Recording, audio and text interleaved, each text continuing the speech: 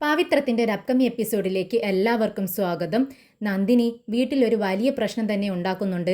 നന്ദിനി അമ്മയോട് ചോദിക്കുന്നുണ്ട്, അമ്മേ, ഞാൻ ഈ വീട്ടിൽ കയറി വന്നിട്ട് 7 വർഷമായി. ഇന്ന് വരെ ഞാൻ മുഖേന ഈ വീട്ടിൽ എന്തെങ്കിലും പ്രശ്നമുണ്ടായിട്ടുണ്ടോ? പക്ഷേ ഇവളുണ്ടല്ലോ, ഈ വേദ, ഇവൾ ഈ വീട്ടിൽ കയറി വന്നതിന് ശേഷം എന്തെല്ലാം പ്രശ്നങ്ങൾ ഈ വീട്ടിലുണ്ടായി. നമ്മുടെ വിക്രം പല പ്രാവശ്യം, അതും 1ഉം 2ഉം തവണയല്ല, 4 പ്രാവശ്യമാണ് ജയിലിൽ കയറി ഇറങ്ങേണ്ടി വന്നത്. പിന്നെ നമ്മുടെ വിശ്വേട്ടൻ്റെ കാര്യം തന്നെ, വിശ്വേട്ടൻ ജയിലിൽ കിടക്കേണ്ടി വന്നില്ലേ? അതാര് കാരണം അമ്മേ? അമ്മയൊന്ന് ആലോചിച്ച് നോക്ക്. ഇവൾ ഈ വീട്ടിൽ വന്നത് ഇവളെ തിരിച്ചു കൊണ്ടുപോകാൻ വേണ്ടി ഇവളുടെ ചേട്ടനല്ലേ നമ്മുടെ വിശ്വേട്ടനെ ജയിലിലാക്കിയത്. അമ്മയൊന്ന് ആലോചിച്ച് നോക്കുക അമ്മേ. ഇവൾ കാരണമല്ലേ നമ്മുടെ വീട്ടിൽ എല്ലാ പ്രശ്നങ്ങളും ഉണ്ടാവുന്നത്. ഇതിനു മുൻപ് നമ്മുടെ വീട്ടിൽ എന്തൊരു സന്തോഷമായിരുന്നു. ഇവൾ ഈ വീട്ടിൽ നിന്നും ഇറങ്ങിപ്പോയതല്ലേ, ഇനി ഒരിക്കലും തിരിച്ചു വരില്ലെന്ന് പറഞ്ഞതാ. എന്നിട്ട് എന്താ ഉണ്ടായത്? കുറ്റിയും പറിച്ചുകൊണ്ട് ഇങ്ങോട്ട് തന്നെ തിരിച്ചു വന്നു. ഇവൾ നമ്മളെ കൊന്നിട്ടേ പോവത്തുള്ളൂ അമ്മേ. ഇത് കേൾക്കുന്ന വിനയം പറയുന്നുണ്ട്, അമ്മേ, നന്ദിനി കുറച്ച് ലൂസാണ്. അവളിങ്ങനെ വളവളാ വർത്താനം പറഞ്ഞുകൊണ്ടിരിക്കും. പക്ഷെ അവൾ പറയുന്നതിനും കുറച്ച് കാര്യമൊക്കെ ഉണ്ട് കേട്ടോ അമ്മേ എന്ന് പറയുമ്പോൾ കമലാമ്മ പറയുന്നുണ്ട്, ഉണ്ട് കാര്യമുണ്ട്, എനിക്കവളെ അറിയാവുന്നതല്ലേ എന്നിങ്ങനെ പറയുന്നുണ്ട്. നന്ദിനിയാണെങ്കിൽ സംസാരം നിർത്തുന്നേയില്ല. നന്ദിനി വിശ്വനോട് ചോദിക്കുന്നുണ്ട്, വിശ്വേട്ടൻ ഒന്ന് ചിന്തിച്ച് നോക്കിയേ. നമ്മളെ വിശ്വേട്ടൻ ഇപ്പോഴല്ലേ ഈ പ്രശ്നങ്ങളെല്ലാം ഉണ്ടായത്. വിശ്വേട്ടന് ഇതിനു മുൻപും ഇവിടെ ജീവിച്ചിരുന്ന ആൾ തന്നെയല്ലേ. നമ്മുടെ വീട്ടിൽ എന്തെങ്കിലും പ്രശ്നമുണ്ടായിരുന്നോ? ഇപ്പോൾ ഈ ഒരു പ്രശ്നങ്ങളെല്ലാം ഉണ്ടാവുന്നത് ഇവൾ ഒരുത്തി കാരണമല്ലേ. വിശ്വേട്ടൻ്റെ ജീവിതത്തിൽ എല്ലാ പ്രശ്നങ്ങളും ഇവൾ കാരണമല്ലേ. ഞാനിതൊക്കെ സംസാരിക്കേണ്ടി വരുന്നത് എന്തുകൊണ്ടാണ്? നമ്മുടെ വീട്ടിൽ ഇത്രയും വലിയൊരു പ്രശ്നങ്ങൾ നടക്കുന്നതുകൊണ്ട്. വിശ്വേട്ടനെ ഞാൻ കുറ്റം പറയുന്നതല്ല എന്നിങ്ങനെ പറയുന്ന സമയത്ത് പെട്ടെന്ന് വിശ്വൻ്റെ മുഖം മാറി വേദയുടെ മുഖത്തേക്ക് സൂക്ഷിച്ച് നോക്കുക. വേദ ചോദിക്കുന്നുണ്ട്, എന്താ വിശ്വേട്ടാ എന്നെ ഇങ്ങനെ നോക്കുന്നത്? അപ്പോൾ പെട്ടെന്ന് വിശ്വൻ പറയുന്നുണ്ട്, അതെ, ഞാൻ ചിന്തിക്കുമായിരുന്നു, നന്ദിനി പറയുന്നതിലും കാര്യമുണ്ടല്ലോ. ഇത് കേട്ട് എല്ലാവരും ഒന്ന് ഞെട്ടുന്നുണ്ട് കേട്ടോ. എന്താ വിശ്വൻ പറയാൻ പോകുന്നതെന്ന് ഉദ്ദേശിച്ച് വിശ്വൻ പറയുന്നുണ്ട്, ശരിയാ, നന്ദിനി പറയുന്നത് ശരി തന്നെയാ. ഇവൾ വന്നതിന് ശേഷമാണ് ഈ വീട്ടിൽ എല്ലാ പ്രശ്നങ്ങളും ഉണ്ടായത്. വിശ്വൻ വിക്രമിനോട് പറയുന്നുണ്ട്, വിക്രം, നീ പല തവണ ജയിലിൽ കയറിയിട്ടുണ്ട്. പക്ഷേ അതെല്ലാം അവിടെ വെച്ച് അവസാനിക്കും. തല്ലും അടിയും പിടിയും എല്ലാം നീ ഉണ്ടാക്കിയിട്ടുണ്ട്. അതെല്ലാം ഈ വീട്ടിന് പുറത്ത്. പക്ഷേ വീടിനകത്ത് ഇന്നേ വരെ നീ ഒരു പ്രശ്നം ഉണ്ടാക്കിയിട്ടുണ്ടായിരുന്നില്ല. പക്ഷേ ഇവൾ വന്നതിന് ശേഷം ഈ വീടിനുള്ളിൽ പല പ്രശ്നങ്ങളായി ഉണ്ടാകുന്നുണ്ട്. ഇന്നേ വരെ മനസ്സമാധാനം ആർക്കും കിട്ടിയിട്ടില്ല. അതിന് കാരണം വീട്ടിൽ കയറി വന്നത് കൊണ്ട് മാത്രമാണ്. നന്ദിനി പറഞ്ഞത് ശരി തന്നെയാ. വിക്രം, നീ സൂക്ഷിക്കണം കേട്ടോ. ഇനിയുള്ള കാര്യങ്ങളെല്ലാം നിൻ്റെ കയ്യിലാണെന്നും പറഞ്ഞ് വിശ്വൻ അവിടെ നിന്നും ഇറങ്ങിപ്പോകുന്നുണ്ട്. അതിനുശേഷം ശ്രീജ വേദയെ നോക്കി സമാധാനിപ്പിക്കുന്നുണ്ട്. വേദേ, നീ ഒന്നും വിചാരിക്കരുത്. വിശ്വേട്ടൻ അങ്ങനെ പറഞ്ഞെങ്കിലും നീ അതങ്ങ് മനസ്സിൽ നിന്ന് കളഞ്ഞേക്കേ. നീ മനസ്സ് വിഷമിപ്പിക്കുകയൊന്നും വേണ്ട എന്ന് പറഞ്ഞ് സമാധാനിപ്പിച്ച് അപ്പുറത്തേക്ക് പോകുന്നുണ്ട്. മാഷ് വേദയോട് പറയുന്നുണ്ട്, ഇപ്പോൾ കണ്ടില്ല കുട്ടി, എല്ലാവരും നിന്നെ പഴിക്കുന്നു. എന്തിനാ മോളെ ഇങ്ങനെ നീ ഇവിടെ കടിച്ചു തൂങ്ങി നിൽക്കുന്നത്? ഇനി എന്ത് വേണമെന്ന് നീ ആലോചിക്കേ എന്ന് പറഞ്ഞുകൊണ്ട് മാഷകത്തേക്ക് പോവുകയാണ്. എന്നാൽ വേദ ദയനീയമായി വിക്രമിൻ്റെ മുഖത്തേക്ക് നോക്കുന്നുണ്ട്. വിക്രമാണെങ്കിൽ ദേഷ്യത്തോടെയാണ് വേദയെ നോക്കുന്നത്. ഒരു നിമിഷം അങ്ങനെ വിക്രം വേദയെ തന്നെ സൂക്ഷിച്ച് നോക്കിക്കൊണ്ടിരിക്കുകയാണ്. എന്നിട്ട് പെട്ടെന്ന് തന്നെ റൂമിലേക്ക് കയറി പോകുന്നു. വിക്രം റൂമിലെത്തിയതും ടെൻഷനായതുകൊണ്ട് അങ്ങോട്ടും ഇങ്ങോട്ടും ഇങ്ങനെ നടന്നുകൊണ്ടിരിക്കുന്നുണ്ട്. വേദ പതുക്കെ റൂമിലേക്ക് എത്തുന്നുണ്ട്. വേദയെ കണ്ടതും വിക്രം ചോദിക്കുന്നുണ്ട്, എടി, നന്ദിനി ചേച്ചി പറഞ്ഞത് ശരി തന്നെയാ. ഈ വീടിനുള്ളിൽ എല്ലാ പ്രശ്നങ്ങളും ഉണ്ടായത് നീ വന്നതിന് ശേഷമാണ്. ഞങ്ങൾ എത്ര സന്തോഷത്തോടെ കഴിഞ്ഞിരുന്നതെന്ന് അറിയാവോ?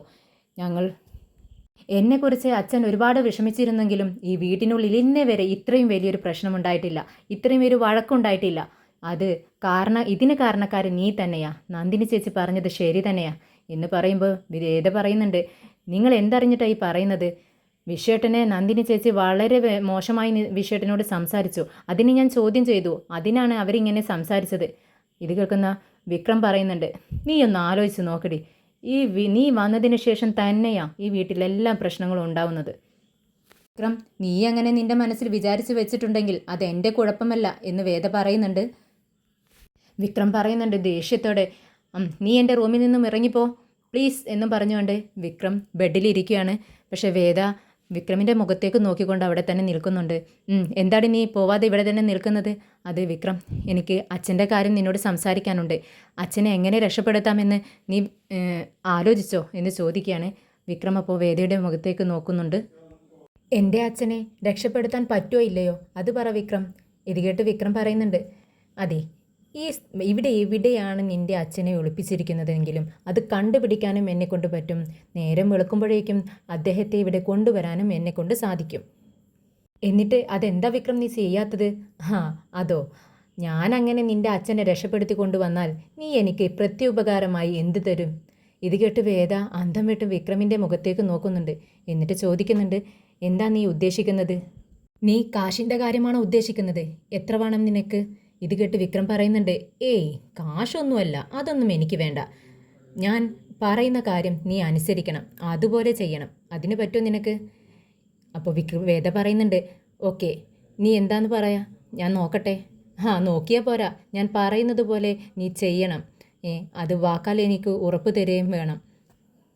ഇത് കേട്ട് വേദ എന്താണെന്ന് ചോദിക്കുന്നുണ്ട്. വിക്രം പറയുന്നുണ്ട്, അതെ, നിൻ്റെ അച്ഛനെ ഞാൻ രക്ഷിച്ച് കൊണ്ടുവരാം. പക്ഷേ അതിന് പ്രത്യുപകരമായി നീ ഈ വീട്ടിൽ നിന്നും ഇറങ്ങിപ്പോണം.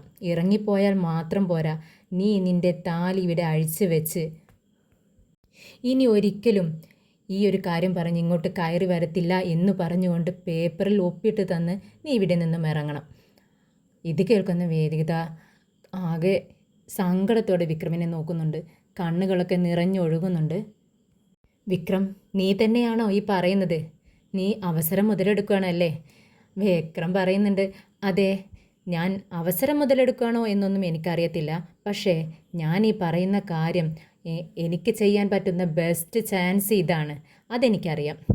നീ ഈ കാര്യം സമ്മതിച്ചാൽ, എഴുതി തന്നാൽ, ഞാൻ നേരം വെളുക്കുമ്പോഴേക്കും നിൻ്റെ മുന്നിൽ നിൻ്റെ വീട്ടിൽ നിൻ്റെ അച്ഛനുണ്ടായിരിക്കും. അത് ഞാൻ തരുന്ന വാക്കാ, എൻ്റെ അച്ഛനാണ് സത്യമെന്ന് പറയുന്നുണ്ട്. ഉടനെ വേദ പറയുന്നുണ്ട്, ശരി, ഞാൻ സമ്മതിച്ചിരിക്കുന്നു. എൻ്റെ താലി ഊരി വെച്ച് ഞാൻ എൻ്റെ വീട്ടിലേക്ക് മടങ്ങിക്കോളാം. അത് വാക്കാലല്ല, നിനക്ക് എഴുതി തരുകയും ചെയ്യാം. ഞാൻ നിന്നെ വിശ്വസിക്കുന്നില്ല, പക്ഷേ നീ അച്ഛൻ്റെ പേരിൽ സത്യം ചെയ്തു, അതുകൊണ്ട് മാത്രം ഞാൻ വിശ്വസിക്കുന്നു എന്ന് പറയുന്നുണ്ട്. അപ്പോൾ വിക്രമിന് വളരെ സന്തോഷമാവും കേട്ടോ. നീ സമ്മതിച്ചോ? ഇനി ഈ വാക്കെങ്ങാനും നീ മാറ്റി പറയോ? നിൻ്റെ അച്ഛൻ വീട്ടിലെത്തിയതിന് ശേഷം എനിക്ക് പോകാൻ പറ്റത്തില്ല എന്നെങ്ങാനും പറയോ നീ? ഇത് കേട്ട് വേദ പറയുന്നുണ്ട്, ഇല്ല, ഞാനേ ജസ്റ്റിസ് ശങ്കരനാരായണൻ്റെ മകളാ, ഒരിക്കലും വാക്ക് മാറ്റത്തില്ല. ഞാൻ പറഞ്ഞാൽ അതുപോലെ ചെയ്യും എന്ന് പറയുന്നുണ്ട്. വേദ വളരെ സങ്കടത്തോടെ വിക്രമിൻ്റെ റൂമിൽ നിന്നും ഇറങ്ങിപ്പോകുന്നുണ്ട്. വേദയ്ക്ക് രാത്രി ഉറക്കം വരുന്നതേയില്ല. നേരം വെളുത്തതും ശ്രീജയും കമലാമ്മയും എല്ലാം ആ കിച്ചണിലേക്ക് വരുന്നുണ്ട്. വേദ ചെയറിൽ നിന്നും എഴുന്നേറ്റ് വേഗം തന്നെ വിക്രമിനെ കാണാനായി റൂമിലേക്ക് ചെല്ലുന്നുണ്ട്. പക്ഷേ അവിടെ എങ്ങും വിക്രമിനെ കാണുന്നില്ല. വേദ വേഗം ഫോണെടുത്ത് വിക്രമിനെ വിളിക്കുന്നുണ്ട്. പക്ഷേ വിക്രമിൻ്റെ ഫോൺ സ്വിച്ച് ഓഫാണ്. താഴേക്ക് ഇറങ്ങി വരുന്നുണ്ട് വേദ. വേദയെ കണ്ടത് ശ്രീജ ചോദിക്കുന്നുണ്ട്, എന്തു പറ്റി വേദേ, നീ ചായ ഉണ്ടാക്കുന്നില്ലേ, എന്താ ഇങ്ങനെ നിൽക്കുന്നത്? വേദയാണെങ്കിൽ ഒന്നും മിണ്ടുന്നില്ല. ശ്രീജ ചോദിക്കുന്നുണ്ട്, വേദേ, ഇന്നലത്തെ സംഭവം ആലോചിച്ചാണോ നീ ഇത്ര വിഷമത്തോടെ നിൽക്കുന്നത്? നന്ദിനി അങ്ങനെയൊക്കെ സംസാരിച്ചപ്പോൾ എനിക്ക് ഒരുപാട് സങ്കടമായി. അതുകൊണ്ടാണ് ഞാനും വിഷേട്ടനോട് ചൂടായി സംസാരിച്ചത്. പക്ഷേ നന്ദിനിയല്ലേ അതിനെയെല്ലാം വളച്ചൊടിച്ച് എല്ലാത്തിനും കാരണക്കാരി നീയാണെന്ന് പറഞ്ഞു. ഇവിടെ എല്ലാ പ്രശ്നങ്ങൾക്കും കാര്യം ഈ നന്ദിനി മാത്രമാണ്. ഇത് കേട്ട് വേദ പറയുന്നുണ്ട്, ഇല്ല ചേച്ചി, എൻ്റെ മനസ്സിൽ ഇതൊന്നുമല്ല, ഇപ്പോൾ വേറൊരു കാര്യമാണ്. എന്ത് പറ്റി വേദേ, നീ എന്താണ് ചിന്തിക്കുന്നത്? എന്നോട് പറ എന്ന് പറയുന്നുണ്ട്. ഒന്നുമില്ല ചേച്ചി. ചേച്ചി വിക്രമിനെ കണ്ടോ? ഉടനെ തന്നെ ശ്രീജ പറയുന്നുണ്ട്, വിക്രം രാവിലെ തന്നെ വളരെ പെട്ടെന്ന് പുറത്തേക്ക് പോകുന്നത് കണ്ടല്ലോ, നിനക്കൊന്ന് വിളിക്കാമായിരുന്നില്ലെന്ന് ചോദിക്കുന്നുണ്ട്. വേദ പറയുന്നുണ്ട്, ഞാൻ വിളിച്ചു ചേച്ചി, പക്ഷേ ഫോൺ സ്വിച്ച് ഓഫ് ആണ്. ശ്രീജ, എങ്കിൽ വേദ നീ ഒരു കാപ്പി കുടിക്കും, ഞാൻ തരാമെന്ന് പറയുമ്പോൾ വേദ വേണ്ടെന്ന് പറഞ്ഞ് അപ്പുറത്തേക്ക് പോകുന്നുണ്ട്. വിക്രമാണെങ്കിൽ നേരെ പോകുന്നത് വർക്ക്ഷോപ്പിലേക്കാണ്.